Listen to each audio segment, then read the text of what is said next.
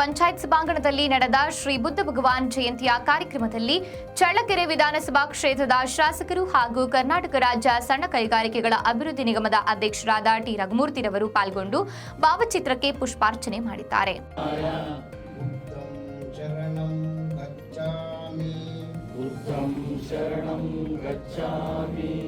धम्मं शरणं गच्छामि धम्मं शरणं गच्छामि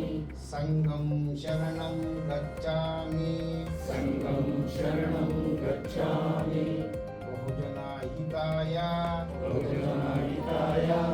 बहुजना सुखाय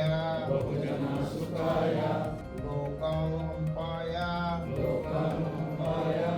सखीपट्टण ಈ ಸಂದರ್ಭದಲ್ಲಿ ತಾಲೂಕು ಪಂಚಾಯತ್ ಕಾರ್ಯನಿರ್ವಾಹಕ ಅಧಿಕಾರಿಗಳಾದ ಶಶಿಧರ್, ತಾಲೂಕು ಗ್ಯಾರಂಟಿ ಸಮಿತಿಯ ಅಧ್ಯಕ್ಷರಾದ ಗದ್ದಿಗೆ ತಿಪ್ಪೇಸ್ವಾಮಿ, ನಗರಸಭೆಯ ಅಧ್ಯಕ್ಷರಾದ ಮಂಜುಳಾ ಆರ್ ಪ್ರಸನ್ನಕುಮಾರ್, ಉಪಾಧ್ಯಕ್ಷರಾದ ಕವಿತಾ ಬೋರಯ್ಯ,